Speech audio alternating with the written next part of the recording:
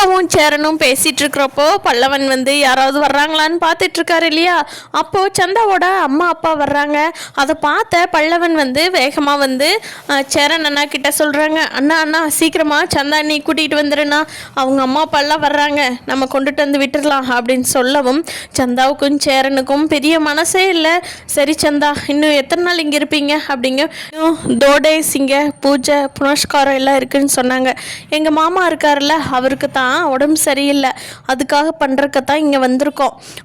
இது பண்ணிட்டு போன உடனே எனக்கு எங்கள் மாமாவுக்கு கல்யாணம் பண்ணி வச்சுருவாங்க, அப்படித்தான் அதுக்காகத்தான் இங்கே கூட்டிகிட்டு வந்திருக்காங்க. இல்லைன்னா அவெல்லாம் என்ன கூட்டிகிட்டே வரமாட்டாங்க, கல்யாணத்துக்காக மட்டும்தான் இங்கே பூஜை பண்ண கூட்டிகிட்டு வந்திருக்காங்க அப்படின்னு சந்தா சொல்லவும் சேரனுக்கு தூக்கி வாரி போட்டுருச்சு.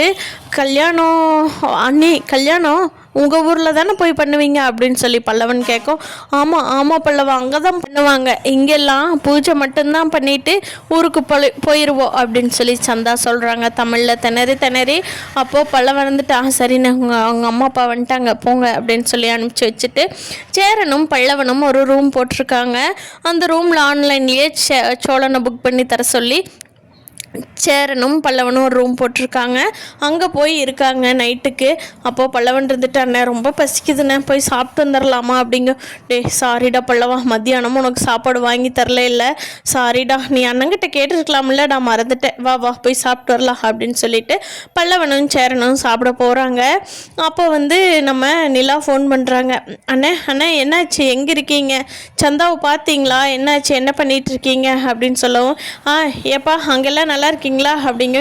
என்னண்ணே கிளம்பி போய் ஒரு நாள் கூட முழுசாகலை, அதுக்குள்ளே எங்களை நல்லா விசாரிக்கிறது இருக்கட்டும், நீங்கள் சந்தாவை பார்த்தீங்களா, எல்லோரும் எப்படி இருக்கீங்க, என்ன பண்ணிகிட்ருக்காங்க, சந்தா இன்னும் இருப்பாங்களா ராமேஸ்வரத்தில், என்னண்ணா எதுக்காக வந்திருக்காங்களாமா அப்படின்னு சொல்லி எல்லாமே நிலா கேட்கவும் டீட்டெயில்ஸ் எல்லாமே சேரனா சொல்கிறாங்க. ஏப்பா இங்கே ஏதோ பூஜை பண்ணுறதுக்காகத்தான் சந்தாவையும் அவங்க மாமாவையும் கூட்டிகிட்டு வந்திருக்காங்கப்பா, இது முடிச்சுட்டு அவங்க ஊருக்கு போன உடனே சந்தாவுக்கும் அவங்க மாமாவுக்கும் கல்யாணம் பண்ணி வச்சுருவாங்க, அதுக்காகத்தான் இங்கே கூட்டிகிட்டு வந்திருக்காங்கன்னு நினைக்கிறேன்னு சொல்லி சந்தா சொல்லுதுப்பா. எனக்கு என்ன பண்ணுறதுனே தெரில, இன்னொரு 2 நாள் இங்கே இருப்பாங்களாமாப்பா, நான் ரூம் போட்டு தான் தங்கியிருக்கேன் அப்படிங்கிறாங்க. அப்போது சோழன் வந்து சவாரி முடிச்சுட்டு வீட்டுக்கு வந்துட்டுருக்காரு. எல்லாம் பேசுகிறதெல்லாம் லவுட் ஸ்பீக்கர் வைக்க சொல்லி கேட்டுட்ருக்காரு. அப்போது அண்ணே இருனே ஒரு 5 நிமிஷத்தில் கூப்பிட்றேன் அப்படின்னு நிலாகிட்ட ஃபோனை வாங்கி சோழன் சொல்லிவிட்டு ஃபோனை கட் பண்ணிடுறாரு. என்னடா இவன் வாங்கிட்டு கட் பண்ணுறா, என்னாச்சுன்னு தெரியல அப்படிங்க. சரி இருனே கூப்பிடுவாங்க அண்ணன் அப்படின்னு சொல்லிட்டு பல்லவனும் சேரனும் வெயிட் பண்ணிகிட்ருக்காங்க. அப்போது சோழன் வந்து நிலாகிட்ட கேட்குறாரு, ஏன் நிலா பேசாமல் அண்ணன் சந்தாவை கூட்டிகிட்டு வந்துருச்சுன்னா நம்ம இங்கே கல்யாணம் பண்ணி வச்சிடலாம்ல அப்படிங்கிறாங்க. எப்படி சோழன், அவங்க ஃபேமிலியோடு வந்திருக்காங்களே, எப்படி அவங்ககிட்டருந்து பிரிக்க முடியும் அப்படிங்கிறாங்க. என்ன நிலா, நான் உன்னைய அவ்வளோ பெரிய ஆளுங்கிட்ட இருந்த தூக்கிட்டு வந்து கல்யாணம் பண்ணினேன், நீ எங்கிட்டயே கேள்வி கேட்குறியா அப்படின்னு சொல்லி சோழன் சொல்கிறாங்க. நிலா இருந்துக்கிட்டேன், அதுதான் தெரியுமே என்னென்னவெல்லாம் போய் எவ்வளோ பொய் பேசி கூட்டிகிட்டு வந்தீங்கன்னு, அதை வேற திருப்பி ஞாபகப்படுத்தி வெறுப்பு எத்தாதீங்க சோழன் அப்படின்னு சொல்கிறாங்க நிலா. சரி காமெடி பண்ண வேண்டாம் அண்ணனை, பேசாமல் நான் கார் எடுத்துக்கிட்டு போகிறேன், அண்ணனை நீ சந்தாவையும் காரில் வச்சு கூட்டிகிட்டு வந்துடட்டுமா, வந்து இங்கே கல்யாணம் பண்ணிட்டா அப்புறம் அவங்க மாமா வந்தாலும் கூட்டிகிட்டு போக முடியாது தானே அப்படிங்கிறாங்க. இது நல்ல ஐடியா தான் சோழன், ஆனால் சந்தா வந்துடுவாங்களா அப்படிங்கிறாங்க.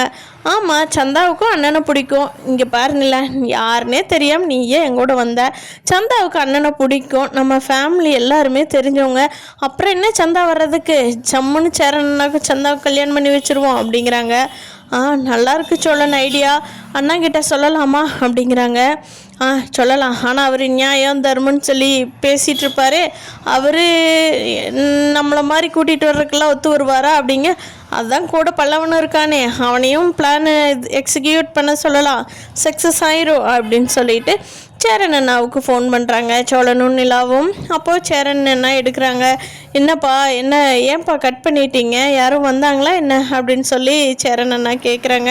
அண்ணே அதெல்லாம் ஒன்றும் இல்லைண்ணே, உங்கள் தம்பி பயங்கரமாக பிளான் பண்ணுறாரு, அதனால தான் கொஞ்சம் 5 நிமிஷம் ஆயிடுச்சுண்ணே அப்படிங்க. என்னப்பா என்ன சொல்கிறான் அப்படிங்கவும், அண்ணே அப்படின்னு சொல்லி சோழன் வாங்கி தன்னோட பிளான் எல்லாத்தையுமே சொல்கிறாங்க. அதை கேட்ட சரணுக்கு ஐயோ டே எப்பட்றா அந்த பொண்ணு தனியாக கூட்டிகிட்டு இழுத்துட்டு வந்து பண்ண முடியும், அதெல்லாம் ஒத்து வராதுடா, அவங்க 6 மாதம் டைம் கொடுத்துருக்காங்கல்ல, அதுக்குள்ளே வேணால் நம்ம பார்க்கலாம் அப்படின்னு சொல்லவும், என்ன 6 மாதத்தில் நம்ம எப்படின்னா 25 லட்சம் 30 பவுனு நகையும் சம்பாதிக்க முடியும், நீயே சொல்லு. ஒரு மாதம் எல்லாரும் முக்கி சேர்த்துனதே 35,000 ரூபா, நம்ம 30 லட்சத்துக்கு 35,000த்துக்குமே என்ன எப்படின்னா முடியும், அதெல்லாம் முடியாதுண்ணே, நீ எப்படியோ சந்தாக்காவை கூட்டிகிட்டு வந்துரு, நான் இங்கே கல்யாணத்துக்கு எல்லாமே ரெடி பண்ணி வச்சிடுறேன், நீங்கள் வர்றீங்க தாலி கட்டுறீங்க வீட்டுக்கு போகிறோம், அப்புறம் அவங்க மாமன் வந்தால் ஆகாது மச்சான் வந்தால் ஆகாது அப்படின்னு சொல்லி சோழன் ஐடியா கொடுக்குறாங்க. இதை கேட்ட பல்லவன் அண்ணே சூப்பர்ண்ணே, அண்ணே ஆமாண்ணே நம்ம சந்தானி கூட்டிகிட்டு போயிடலாண்ணே, இந்த மாதிரி த்ரில்லிங் சீன்லாம் நான் இது வரைக்கும் இருந்ததே இல்லைண்ணே, நானும் வர்றேண்ணே ப்ளீஸ்ண்ணே, நான் அன்னி கூட்டிகிட்டு நம்ம ஓடி போவோம், அவங்க துரத்துவாங்கல்ல அப்படிங்கிறாங்க. அதுக்கு சேர்ந்துட்டு டே பல்லவா இது என்னடா சினிமா சீன் நினச்சிட்டியா, ஏன்டா இப்படி கில்லாம் கட் பண்ண பண்ணிட்டுருக்குற, உன்னை காலேஜ் தாட்டி விட்ட நீ எதடா யோசிச்சுட்ருக்குற அப்படின்னு சொல்லி சேரன் கேட்கவும், அண்ணே இதுக்கு காலேஜுக்கு என்னென்ன சம்மந்தம் இருக்குது, போனேன் இன்னைக்கு சந்தா நீ தூக்குறோம் ஓடுறோம் நம்ம ஊருக்கு, உனக்கு கல்யாணம் பண்ணுறோம் அப்படின்னு சொல்லி பல்லவன் ஃபுல் கல்யாணம் மொடுக்கு போயிட்டான். அப்போது சோழன் வந்து பல்லவங்கிட்ட நிறைய ஐடியா கொடுக்குறான், இப்படி பண்ணணும், ரூம் இந்த டைம் வெக்கேட் பண்ணி வெளியே வரணும், இந்த டைம் புக் பண்ணணும், இந்த டைம் இப்படியெல்லாம் அப்படின்னு சொல்லி. அப்போது சேரன் வந்துட்டு டே ஏதாவது சிக்கல்லாம் மாட்டி விட்றாதீங்கடா அப்படிங்க. அண்ணே அதெல்லாம் ஒன்றும் சிக்கலாகாது, அப்படியே ஆனாலும் சந்தாக்கா மேஜர் தான், அதனால் பிரச்சனை இல்லை அப்படின்னு சொல்லி பல்லவன் சொல்லிகிட்டு இருக்கான்.